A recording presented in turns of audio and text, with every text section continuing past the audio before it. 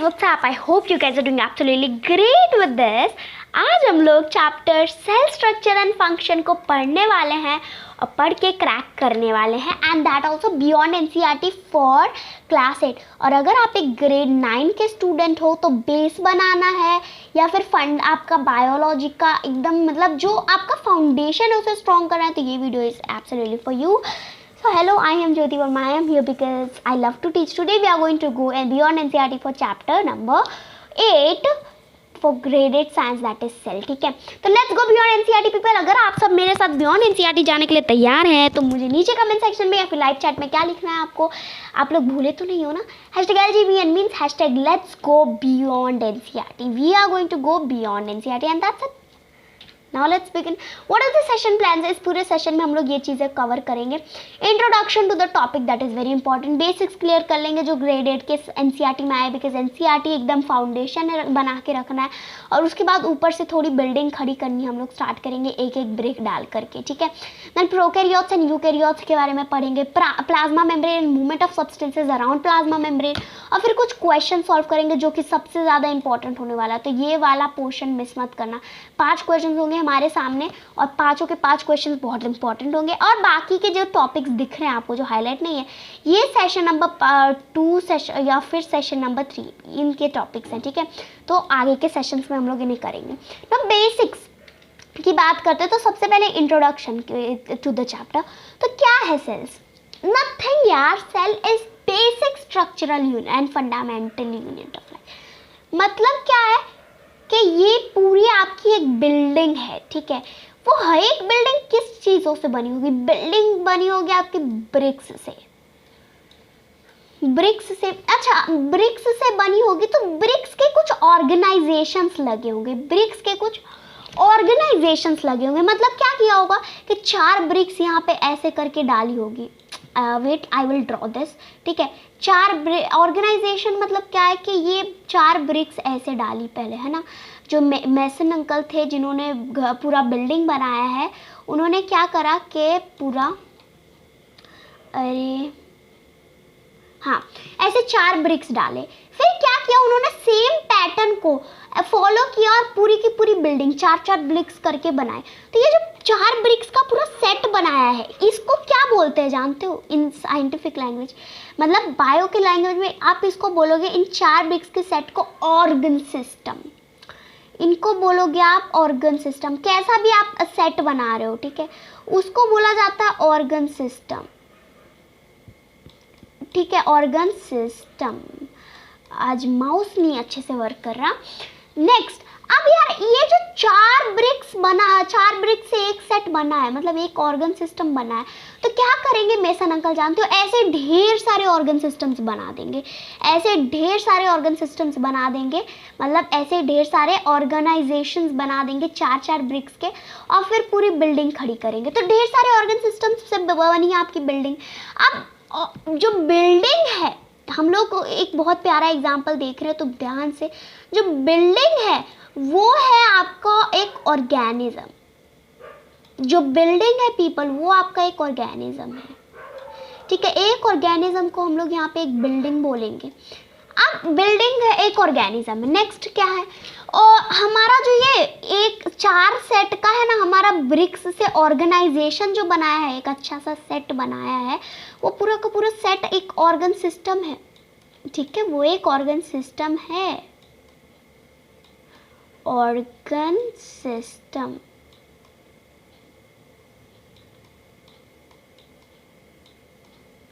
ठीक है, हो गया ना। ये ऑर्गन सिस्टम है और ढेर सारे ऐसे ऑर्गन सिस्टम्स बन के एक ऑर्गेनिज्म मतलब एक बिल्डिंग को बना रहे हैं, ये तो पता चल गया। अब यार ये ऑर्गन सिस्टम किससे बना है? एक ईंट से बना है। ऑर्गन सिस्टम का बेसिक यूनिट क्या होगा? एक ब्रिक होगा।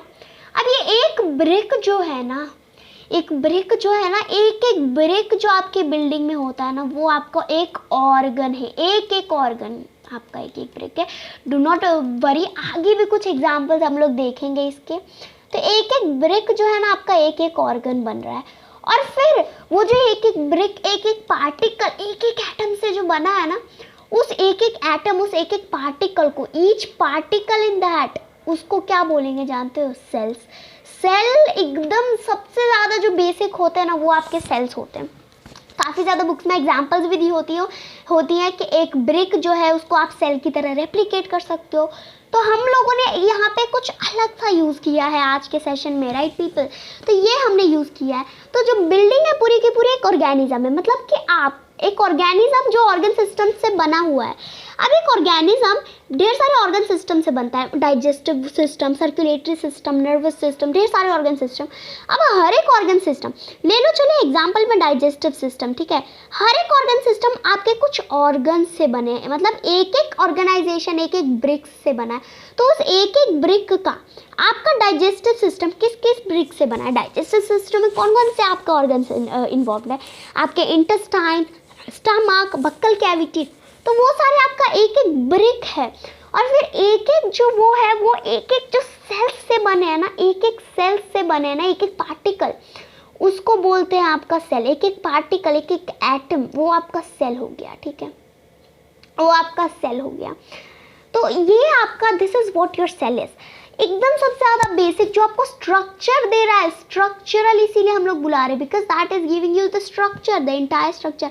And guys, never unforgettable fundamental unit of life is your cells. और इस बायोलॉजी में अगर कोई भी एग्जाम क्रैक करने के लिए सबसे ज़्यादा आपको पढ़ने की ज़रूरत है, किसी चैप्टर को समझने की ज़रूरत है, प्रो होने की ज़रूरत है, वो सेल का चैप्टर ही होगा। अनडाउटेडली वो सेल चैप्टर ही होगा बायो में सबसे ज़्यादा जिसकी इंपॉर्टेंस होती है, ठीक है ना। सब बेसिक सब देख ले क्लास 8 NCERT के।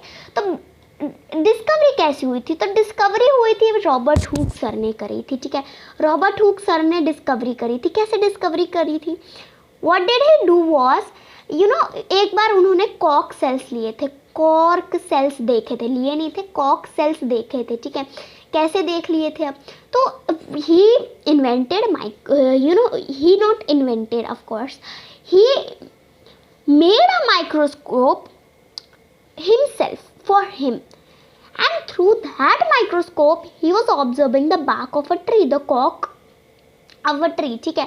उसको ऑब्जर्व कर रहे थे, बाक हम लोग रेप्लिकेट यहाँ पे कर रहे हैं।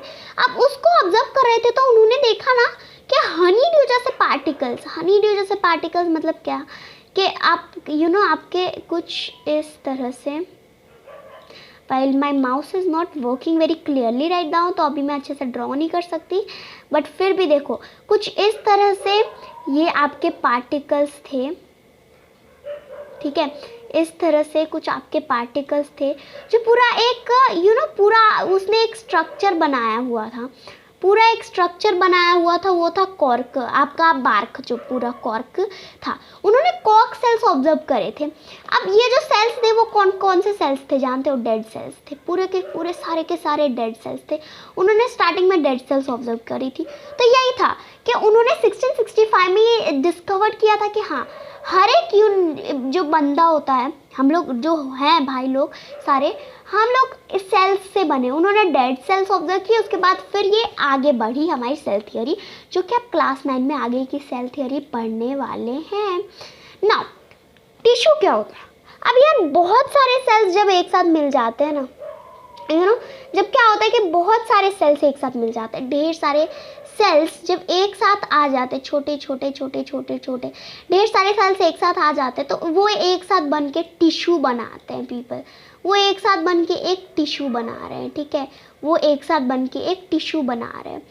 अब वो यार हम लोग यहाँ पे टिश्यू क्या है हमारा, हम लोगों ने टिश्यू को क्या लिया था, टिश्यू को हमने एग्जाम्पल में देखे, इस पेज में लिखा था हमने, आपका जो एक ढेर सारे सेल्स आके एक चीज़ बना रहे हैं ना, वो आपका एक ऑर्गन बना रहे हैं आपके टिश्यूज। आपके जो ढेर सारे टिश्यूज होंगे फिर वो एक साथ आएंगे और एक साथ आके ऑर्गन्स को बना रहे हैं, ठीक है। तो ये हमने पढ़ा था। Now cytoplasm is a jelly like substance present between nucleus and cell membrane. अब यार ये न्यूक्लियस है, ठीक है, ये सबसे बीच में होता है सेंटर ऑफ द सेल में, और फिर आपका सेल मेम्ब्रेन जो कि सेल के आउटर कवर में होता है। अब यार इनके बीच में, ठीक है, इनके जो बीच में है ये जो जगह रह गई, यहाँ पे आपका साइटोप्लाज्म होता है। The cytoplasm and nucleus are enclosed under within a cell membrane. अब क्या होता है सेल मेम्ब्रेन, ये जो आउटर कवरिंग दिख रही है आपको, आपका सेल का जो आउटर कवरिंग, सबसे प्यारा वाला जो आउटर कवरिंग होता है जिसको प्लाज्मा मेम्ब्रेन भी बोलते हैं गाइस, ये आउटर कवरिंग के अंदर सारी चीज़ें, साइटोप्लाज्म, न्यूक्लियस, सब इसके अंदर होती है। न्यूक्लियस की क्या बोलते हैं, control centre of the cell, वो सेल की सारी एक्टिविटीज़ कंट्रोल करेगा, ठीक है। और फिर न्यूक्लियस के पास भी एक न्यूक्लियर मेम्ब्रेन होता है, मतलब उसके पास भी एक आउटर कवर होता है जो कि उसको और साइटोप्लाज्म को अलग अलग रखती है, नहीं तो दोनों आ गए तो पंगे हो जाएंगे, है ना। नाउ अब क्या है, the thread like structures are chromosomes. अब थ्रेड लाइक स्ट्रक्चर्स होते हैं, ठीक है, उनको क्या बोला जाता है, क्रोमोसोम्स, जो कि बहुत मुश्किल से दिखते हैं। अब gene is a unit of inheritance. Inheritance मतलब आप अपने मम्मी पापा जैसे थोड़े दिखते होंगे, so that is because of genes, there genes is inside your body, that's it. Now prokaryotes and guys eukaryotes. Prokaryotes क्या है, यूकैरियोट्स क्या है, तो प्रोकैरियोट्स वो होते हैं जिनके अंदर न्यूक्लियस नहीं होता है, मतलब वो न्यूक्लियस ही एक ऐसी चीज़ है जो वो मिस कर जाते हैं। बैक्टीरिया का एग्जाम्पल देख लो, बैक्टीरियल सेल के पास न्यूक्लियस नहीं होता है। यहाँ पे देखो ये रिबोसोम्स दिख रहे हैं, न्यूक्लियोइड भी है, न्यूक्लियोइड या न्यूक्लियोइड ना न्यूक्लियस से अलग है, ठीक है। न्यूक्लियोइड और न्यूक्लियस एक नहीं है, nucleoid and nucleus are not same, ठीक है। तो ये उसका फ्लैजियलम हो गया, है ना। और फिर ये cell wall, this is the cell wall, this is not in all all the eukaryotes, but cell wall जो होता है वो कुछ कुछ यूकैरियोट्स में प्रेजेंट है। यूकैरियोट्स क्या है, जो कभी न्यूक्लियस, जिन्होंने कभी लैग करना सीखा ही नहीं, दे ऑलवेज हैव न्यूक्लियस, ठीक है, तो वो यूकैरियोट्स हो गए, एकदम modern cells. Prokaryotes are your primitive cells, eukaryotes are your modern cells, है ना। तो यूकैरियोट्स के पास देखो सब कुछ है, हर ऐशो आराम हर चीज़ है। प्रोकैरियोट्स थोड़े गरीब टाइप के हैं, राइट।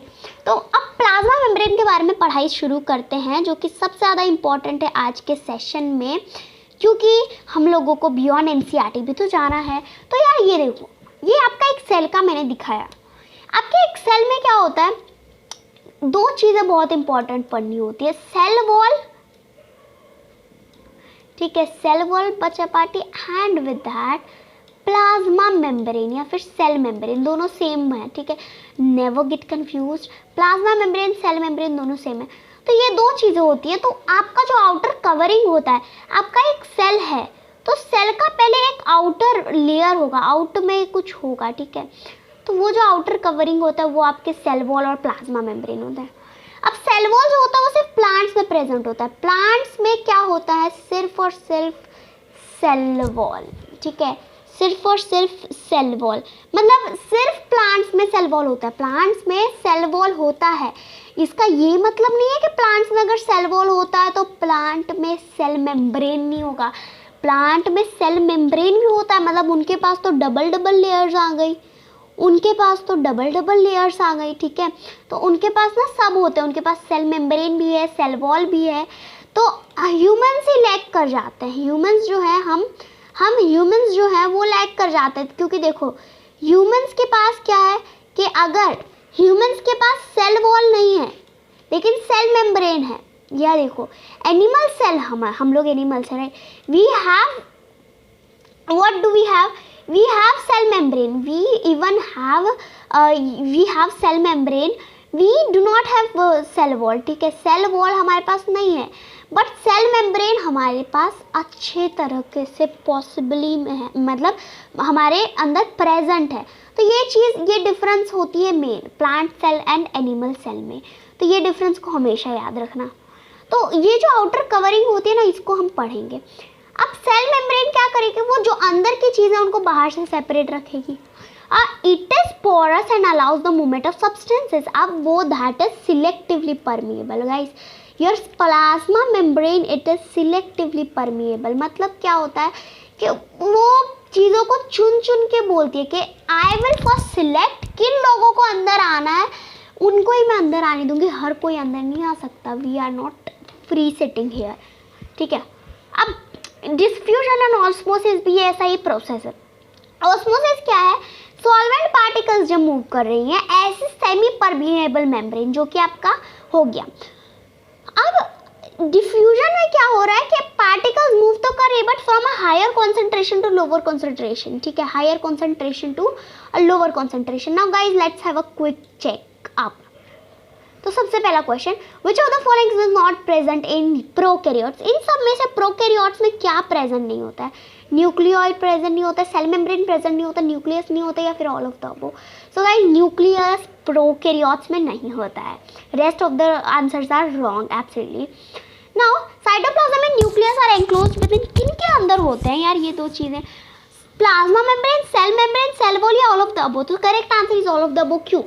क्योंकि यहाँ पे ये तो नहीं लिखा है कि इन एनिमल सेल और प्लांट सेल, यहाँ पे मेंशन नहीं है ना, यहाँ पे it is not mention plant cell या एनिमल सेल. अब आपका प्लाज्मा मेम्ब्रेन और सेल मेम्ब्रेन तो दोनों एक ही है, नाम बस अलग अलग है, ठीक है, इनमें कोई डिफरेंस ही नहीं है. निकनेम पेट नेम वाली बात हो गई है तो, ठीक है. और सेल वॉल क्या होता है आपका? प्लांट्स में प्रेजेंट होता है, तो इसीलिए हम लोगों ने उसको भी all of the above answer में लिया है. Now which of the following is unit of inheritance? Which is the unit of inheritance? Gene, nucleus, mitochondria, फिर none of the above. The correct answer is gene. Gene is the unit of inheritance. Now the thread-like structures in cell that can be hardly seen are called chromosomes. People, true or false? Plasma membrane is freely permeable. Freely permeable होता है क्या वो? Is it true? अरे guys, it is false. It is selectively permeable, right? So thank you guys. That is it about the session. I hope you guys have enjoyed it. If you still have any question, you can write me down in the doubt solving form. Suggestion form की भी link description box में provided है. Session number 2 में भी हम लोग पढ़ने वाले हैं ये सारे टॉपिक्स. सेशन नंबर 2 सबसे ज़्यादा इंपॉर्टेंट होगा गाइस, प्लीज़ मत भूलें. सेशन नंबर 2 में ज़्यादातर जितने सेल ऑर्गेनेलाज हैं, ठीक है, endoplasmic reticulum, Golgi apparatus, lysosomes, mitochondria, plastid, vacuoles और फिर ढेर सारे क्वेश्चन हम लोग करने वाले हैं. तो सेशन नंबर 2 बहुत ज़्यादा इंपॉर्टेंट होने वाला है, तो do not forget to watch the session number 2. Miss मत करना. And yeah guys, let's meet in our next video. Till then, stay safe, take care, tata and bye bye.